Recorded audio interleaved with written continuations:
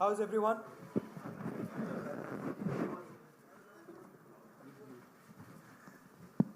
नमस्कार साथियों। Do we need these lights? इसको लाइट को ऑफ कर ये सकते लाइट्स हैं? ऑफ करें तो आपके उस पे असर तो नहीं पड़ेगा? असर पड़ेगा। ठीक है, ठीक है, ठीक है। ओके ओके ओके, इतना विरोध की जरूरत नहीं, मान गया। See, we always listen to the media. धन्यवाद। We don't like to bully you and all that. शुरू करें। हाँ जी। आप सबने देखा, पिछले कुछ हफ्तों से हर पार्टी का आपने प्रचार देखा, नैरेटिव देखा, संवाद देखा। महाविकास आघाड़ी और कांग्रेस पार्टी का हमेशा एक विश्वास रहा है कि सकारात्मक कैंपेन होना चाहिए, लोगों के मुद्दे जरूर किसी भी कैंपेन और किसी भी प्रचार में आने चाहिए। अब मैं तुलना नहीं करूंगा, आप खुद तुलना कर रहे हैं, रोज देख रहे हैं कि कैसे किसका प्रचार है। राहुल गांधी जी ने, मल्लिकार्जुन खड़गे साहब ने, हमारी पूरी पार्टी ने हमेशा ये प्रयास किया है कि मुद्दों पर आधारित प्रचार हो और मुद्दों पर आधारित ही सरकारें चलें, मुद्दों पर आधारित ही राजनीति हो। मैं ज़्यादा समय नहीं लूँगा, मैं राहुल गांधी जी से आग्रह करूँगा कि वो इस प्रेस वार्ता को शुरू करें। नमस्कार। I'd like to welcome all of you here. Maharashtra का जो चुनाव है विचारधारा का चुनाव है और 1-2 अरबपति और गरीबों के बीच में चुनाव है। अरबपति चाहते हैं कि मुंबई की जमीन उनके हाथ चले जाए। एस्टिमेट है 1 लाख करोड़ का एस्टिमेट है। 1 अरबपति को 1 लाख करोड़ रुपए देने की बात है। ये बैकग्राउंड मैं आपको दे रहा हूं। हमारी सोच है कि महाराष्ट्र के किसानों को, गरीबों को, बेरोजगार युवाओं को मदद की जरूरत है। रोजगार, महंगाई मेन इश्यूज हैं और हमने क्लियरली बोला है, हर भाषण में मैं बोलता हूं कि हमारी फोकस महिलाओं की मदद करने का है। 3,000 रुपये हर महिला के बैंक अकाउंट में हम डालेंगे। फ्री बस ट्रैवल होगा महिलाओं के लिए। किसानों के लिए 3 लाख रुपए तक का कर्जा माफ होगा। सोयाबीन के 7,000 रुपये प्रति क्विंटल। प्याज के किसानों के लिए fair price committee. Fair MSP कपास के किसानों के लिए। कास्ट सेंसस जो हम तेलंगाना में, कर्नाटक में करवा रहे हैं, वो हम महाराष्ट्र में करवाएंगे। हम जानना चाहते हैं और महाराष्ट्र की जनता को बताना चाहते हैं कि किसकी कितनी यहाँ पे भागीदारी है, कितना पार्टिसिपेशन है, किसकी कितनी आबादी है। हम चाहते थे कि दिल्ली सरकार इसको करे। पार्लियामेंट हाउस में मैंने साफ बोला है, नरेंद्र मोदी जी के सामने बोला है कि हम कास्ट सेंसस करवाएंगे। ये देश के सामने सबसे बड़ा मुद्दा है। तकरीबन 50%, एस्टिमेट है 50% पिछड़ा वर्ग है, उनकी कहीं पार्टिसिपेशन नहीं है, सरकार में नहीं है, कॉर्पोरेट इंडिया में नहीं है, मीडिया में नहीं है। 15% दलित हैं, 8% आदिवासी हैं, उनकी भी कोई पार्टिसिपेशन नहीं है। तो कास्ट सेंसस सेंट्रल पिलर है हमारी स्ट्रेटजी का। हमने पार्लियामेंट हाउस में मैंने कहा है 50% रिजर्वेशन की दीवार भी हम तोड़ देंगे। वो भी प्रधानमंत्री करना नहीं चाहते हैं। हेल्थ इंश्योरेंस का हमारा यहाँ एक स्कीम है जो राजस्थान में बहुत सक्सेसफुल था। 25 लाख रुपए का स्वास्थ्य बीमा गरीब लोगों को, किसानों को, मजदूरों को, बेरोजगार युवाओं को ऑपरेशन की ज़रूरत हो, दवाई की ज़रूरत हो, एमआरआई की ज़रूरत हो, जो भी मेडिकल फैसिलिटीज़ की ज़रूरत हो, 25 लाख रुपए तक की फैसिलिटी हमारी सरकार प्रोवाइड करेगी। और फाइनल जो युवा हैं, जो नरेंद्र मोदी जी की पॉलिसीज़ ने, नोटबंदी ने, जीएसटी ने जिनको बेरोज़गार किया है, उनके लिए अनएम्प्लॉयमेंट अलाउंस 4,000 रुपये का मंथली और 2.5 लाख जो सरकारी नौकरियां हैं उनको हम कमिट कर रहे हैं कि उनको हम आपके हवाले करेंगे। तो ये हमारा प्रोग्राम है। मेन इशू वही है।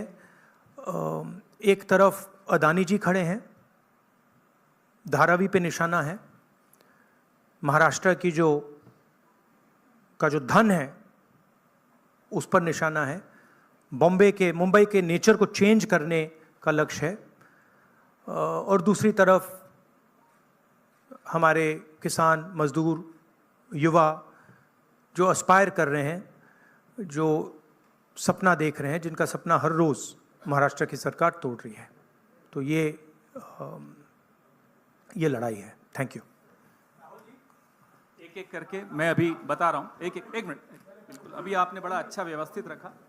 इससे पहले आप सवाल शुरू करें, राहुल जी से मैं आग्रह करूंगा कि आपके सामने कुछ और भी कुछ ऐसा दिखाएं। एक सेकंड, वो क्या था? व्हाट वाज द नारा दैट मोदी जी गेव?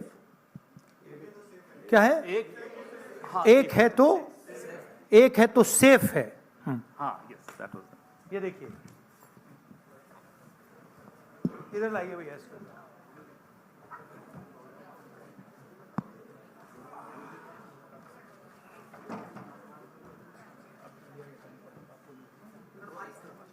ये है नरेंद्र मोदी जी का एक है तो सेफ है।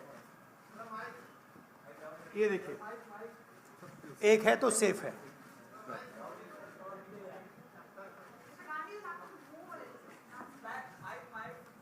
ओ, इट्स हेवी। ये इसमें एक है तो सेफ है, ये नरेंद्र मोदी जी की महाराष्ट्र सरकार की स्ट्रेटजी है। हम आपको ये दिखाना चाह रहे हैं। मुश्किल खुलता है ये पकड़िए। ये देखिए, एक है तो सेफ है, देख लीजिए। और ये स्ट्रैटेजी का लक्ष्य है, देखिए, एक है तो सेफ है। धारावी का मैप है, ये भी दिखा दीजिए। दूसरा पोस्टर दीजिए। ये 1 लाख करोड़ रुपए का धंधा चल रहा है। ये आप देखिए, हमारे प्रधानमंत्री जी और अदानी जी एक साथ खड़े हैं, एक हैं तो सेफ हैं, और ये लक्ष्य है। तो उन्होंने अपना नारा दिया है, हम उनका थोड़ा नारे को आपको समझाना चाहते थे। धन्यवाद राहुल जी। ये अच्छा है, इसको पीछे रखेंगे। अच्छा, वो पोस्टर भी लगा दो साइड पे, पकड़ लो। एक इस साइड पकड़ लो। हाँ, बताइए भैया। एक सेकेंड। आलोक देशपांडे, इंडियन एक्सप्रेस। राहुल जी, आप हमेशा कहते आए हैं कि महाराष्ट्र के डीएनए में कांग्रेस है। तो जब से ये इलेक्शन का मुद्दा शुरू हुआ, तब जब विकास का मुद्दा था, तो आज वो आगे कटेंगे तो कटेंगे, वोट जिहाद इन मुद्दों पे आगे रुक गया है। तो क्या आपको लगता है कि इन सारी स्लोगन्स के वजह से महाराष्ट्र के डीएनए को नहीं, उनका जो स्लोगन, मेन जो स्लोगन है, एक है तो सेफ है, वो मैंने इतनी अच्छी तरह आपको दिखाया है, उसको समझाया है कि एक है तो सेफ है। एक कौन है? एक नरेंद्र मोदी जी हैं, अदानी जी हैं, अमित शाह जी हैं। सेफ है तो कौन सेफ है? अदानी जी सेफ हैं। कष्ट किसको होगा? धारावी की जनता को होगा। नुकसान किसका होगा? धारावी की जनता को होगा। जो हिंदुस्तान की स्मॉल और मीडियम इंडस्ट्रीज हैं, जिसका एक चिन्ह धारावी है, उसको एक व्यक्ति के लिए खत्म किया जा रहा है। तो लड़ाई यही है। नारा उन्होंने दिया, हमने आपको समझा दिया। इस इलेक्शन का नारा मोदी जी ने दिया है और बिल्कुल सही नारा है। एक है तो सेफ है। सवाल है, सेफ कौन है? सेफ किसका है? एक कौन है? यह सवाल है। दीपक भट्टू से लोकमत। राहुल जी, आज मार्केट में किसानों को सोयाबीन का 4,000 रुपये करीबन रेट मिल रहा है। एमएसपी है 4,830 रुपया। तो आपने कहा है कि हम लोग 7,000 रुपये देंगे अगर सत्ता पे आएंगे तो, और प्लस बोनस। तो 4,000 और 7,000 प्लस बोनस, ये जो डिफरेंस है वो कहाँ से कांग्रेस कॉम्पेंसेट करेगी? ये हमने सारे कैलकुलेशंस कर रखे हैं, हमारा एक्सपीरियंस है, हमने ऐसी ही पॉलिसीज छत्तीसगढ़ में चलाई हैं, तो financially there is no problem, this is easily feasible, we have done all the calculations. Study किया है हमने, अगर आप डिटेल्स चाहते हैं तो हमारी टीम से हम आपको पूरा फाइनेंशियल डिटेल्स, ये जो हमारी कमिटमेंट्स हैं, इसका पूरा फाइनेंशियल डिटेल हम आपको दे देंगे, कोई प्रॉब्लम नहीं है। रंजीत सिंह, ANI। अभी राहुल जी गुड मॉर्निंग, मैं रंजीत ANI से। आप चूंकि काफ़ी केंद्रित हैं धारावी के मुद्दे को लेकर के, तो मैं सवाल करना चाहूँगा कि 2005 से धारावी में कोई डेवलपमेंट हुआ नहीं है, रीडेवलपमेंट के नाम पे अगर हम बात करें तो अब जो योजना वहाँ चल रही है, आप चूंकि कह रहे हैं कि बिलियनियर को लखपति बनाने की कोशिश है, लाख करोड़ का उनका टारगेट है, तो 2005 से अब तक जो विकास नहीं हुआ है, अब अगर शुरू हुआ है उसमें आपको कमियां नजर आती हैं, और आप सरकार आने पे बदलने की बात भी की है महाविकास आघाड़ी ने। नहीं, विकास नहीं हुआ सवाल नहीं है, रीडेवलपमेंट, हाँ रीडेवलपमेंट, हाँ, तो उसके लिए अगर सरकार आपकी आती तो योजना बंद होगी, तो वो पुनर्विकास और लंबा नहीं किया जाएगा, 3 साल या 5 साल कम से कम लगेंगे, फिर एक बार शुरू होके और लेट। देखिए, हमारी पोजीशन बिल्कुल क्लियर है। ये जो ज़मीन है, जो लोग धारावी में रहते हैं उनकी ज़मीन है, वो उस पे सालों से रह रहे हैं, वहाँ पे वो काम करते हैं, स्मॉल और मीडियम बिजनेसेस का हब है। धारावी को कन्वर्ट करने में दूसरी भी इश्यूज़ हैं, मैंग्रोव्स की जो ज़मीन है वो छीनी जा रही है, यहाँ पे बाढ़ आती है, ज़्यादा आएगी, लोगों को नुकसान होगा, और पूरा का पूरा काम एक व्यक्ति की मदद करने के लिए है। That is our objection. Our objection is that it is unfair, it is being done, the entire political machinery is being twisted to help one person. We are not convinced about how the tendering process was worked out, and we are absolutely convinced that this is theft of Dharavi land, and it is being handed over to one person. इसी व्यक्ति को देश के airports दिए जा रहे हैं, इसी व्यक्ति को डिफेंस की पूरी मैन्युफैक्चरिंग की इंडस्ट्री दी जा रही है, इसी व्यक्ति को पोर्ट्स दिए जा रहे हैं, इसी व्यक्ति को धारावी दिया जा रहा है, इसी को मुंबई का एयरपोर्ट दिया जा रहा है। और मैंने यहाँ पे आपको क्लियरली दिखाया है कि पुराना रिश्ता है प्रधानमंत्री का, तो ये अदानी जी अपने आप नहीं कर सकते हैं। Without clear support of the prime minister of India, Dharavi cannot be taken away from the people of India. तो ये हो रहा है यहाँ पे, और ये चुनाव का मुद्दा है, बैकग्राउंड में है, फोरग्राउंड में है।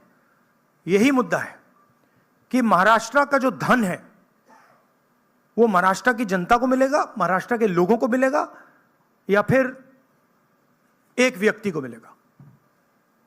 और मैंने यहां प्रोजेक्ट्स के बारे में बोला है, मेरे पास लिस्ट है जो प्रोजेक्ट्स महाराष्ट्र के थे, जो आपसे छीनकर, महाराष्ट्र के युवाओं से छीनकर दूसरे स्टेटों में गए हैं।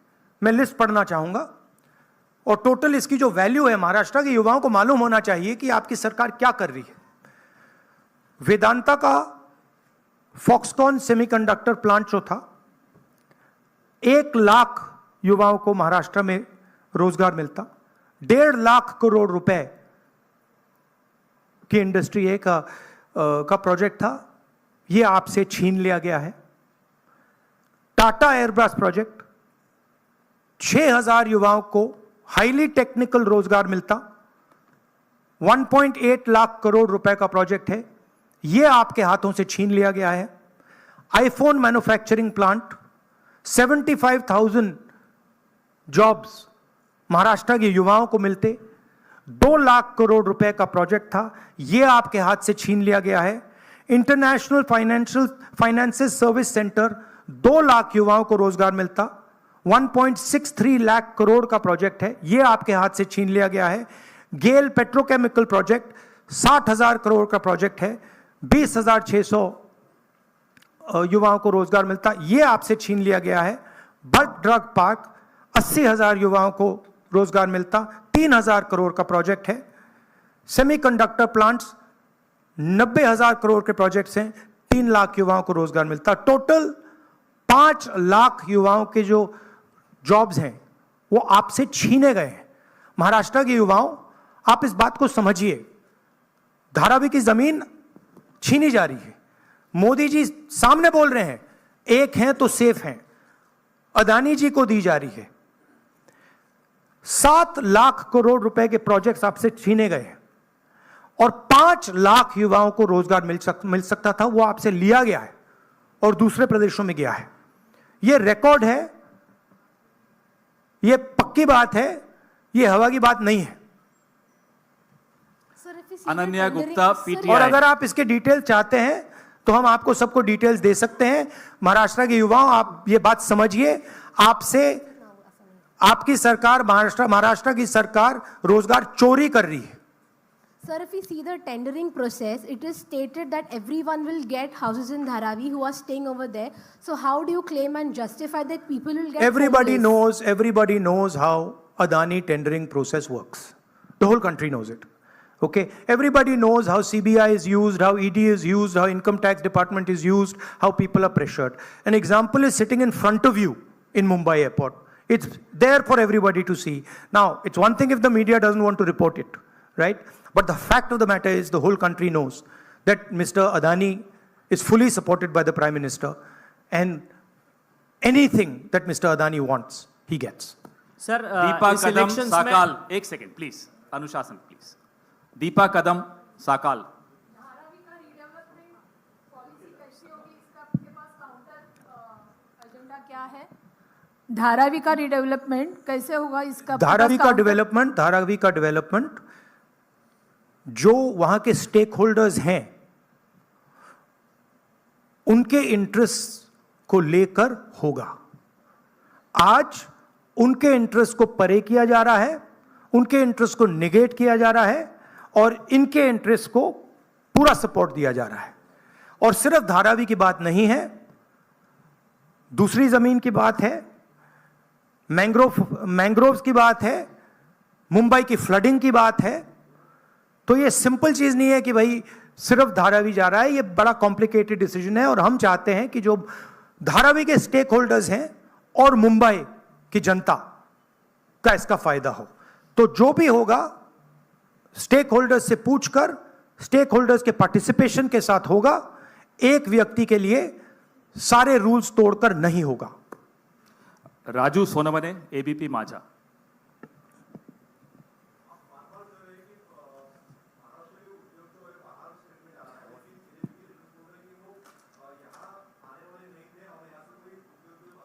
नहीं, मैंने आपको लिस्ट पढ़ के दी है। 8 प्रोजेक्ट्स मैंने आपको डिटेल करके दिए हैं, क्योंकि बीजेपी ने बात बोली है मेरे बारे में कि कौन से प्रोजेक्ट्स की बात कर रहा हूं। तो ये हैं प्रोजेक्ट्स, लिस्ट हैं। इन प्रोजेक्ट्स को आप देख लीजिए, आप स्टडी कर लीजिए। ये सारे के सारे महाराष्ट्र में आने थे, ये सारे के सारे गुजरात गए हैं। ये फैक्ट है। लास्ट और ये हर महाराष्ट्र के युवा को मालूम होना चाहिए कि आपकी जमीन अदानी जी को दी जा रही है, आपका फ्यूचर अदानी जी को दिया जा रहा है। और यहां पे जो 8 प्रोजेक्ट्स हैं, जो पूरे महाराष्ट्र के युवाओं के फ्यूचर के प्रोजेक्ट्स थे, वो सब छीन कर आपसे दूसरे स्टेट में चले गए। राहुल जी अक्षय, एक सेकंड, ऐसा राहुल जी ऐसे नहीं भैया एक एक करके एक प्लीज। एक करके, अभी वो कहीं नहीं जा Thank रहे you. जब तक आप। अक्षय मानकणी, नहीं, टीवी 9 मराठी। राज्य के विधानसभा इलेक्शन चालू है, बट देवेंद्र फडणवीस बोल रहे हैं कि ये धर्मयुद्ध अभी खेलना पड़ेगा, क्योंकि संजय तोमानी जो मुस्लिम पर्सन लॉ बोर्ड के प्रवक्ता है, उनकी एक ऑडियो ये देखिए बीजेपी को डिस्ट्रैक्ट करने की आदत है। मैंने आपसे कहा कि मेन मुद्दा रोजगार का है, उसके बाद मैंने आपको ये 8 प्रोजेक्ट्स की लिस्ट दी, राइट, जो डिटेल कर रहे हैं कि 7 लाख करोड़ के प्रोजेक्ट्स यहाँ से गए और 5 लाख युवाओं को जो रोजगार मिलना था वो महाराष्ट्र की सरकार ने यहाँ से भेज दिए। धारावी की ज़मीन की बात की, 1 लाख करोड़ रुपए की वैल्यू है, महाराष्ट्र की है, मुंबई की है, मुंबई के लोगों की है, वो आपके सामने छीनी जा रही है। जो स्टेक होल्डर्स हैं उनको परे किया जा रहा है, ठीक है। किसानों को सही दाम नहीं मिलता है, बेरोजगारी बढ़ती जा रही है, महंगाई है। अब बीजेपी इन सवालों के जवाब कैसे दे? वो दे ही नहीं सकती है, तो डिस्ट्रैक्ट तो करना ही पड़ेगा, कुछ ना कुछ तो करना पड़ेगा, मगर डिस्ट्रैक्शन होगा नहीं। लास्ट क्वेश्चन साहिल जोशी। राहुल जी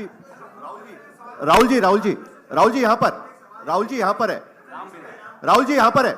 भैया last question please. Rahul ji यहाँ पर है। किसको दे रहे हैं? साहिल यहाँ पर। सर यहाँ पर। सर कल जो महाविकास आघाड़ी की रैली हुई थी, वहां पर उद्धव ठाकरे ने कहा कि अगर उनकी सरकार आएगी तो सबसे पहला काम वो ये करेंगे कि अडानी का टेंडर रद्द करेंगे। क्या आपको लगता है कि आप और शिवसेना यूबीटी इस बात पर ज्यादा पॉलिटिकली अलाइंड है, आइडियोलॉजिकली आप ज्यादा अलाइंड है? कल आपके ट्वीट का भी उन्होंने जिक्र किया था जो आपने बाला साहब ठाकरे के इस पर किया था, तो आपको लगता है कि आप दोनों ज्यादा अलाइंड है इस चीज पर? नहीं, देखिए सिंपल सी बात है, हमारी जो सरकार आएगी वो महाराष्ट्र के लोगों की इंटरेस्ट को प्रोटेक्ट करेगी। जो धारावी में हो रहा है वो महाराष्ट्र की जनता के इंटरेस्ट के खिलाफ है, वो धारावी के जो रेजिडेंट्स हैं उनके इंटरेस्ट के खिलाफ है, वो मुंबई के जो रेजिडेंट्स हैं उनके इंटरेस्ट के खिलाफ है। हम महाराष्ट्र के, मुंबई के और धारावी के जो रेजिडेंट्स हैं उनके इंटरेस्ट को प्रोटेक्ट करेंगे, इसीलिए हम एक साथ खड़े हैं। और जो उद्धव जी ने कहा है वो सही है और उसका मैं सपोर्ट करता हूं।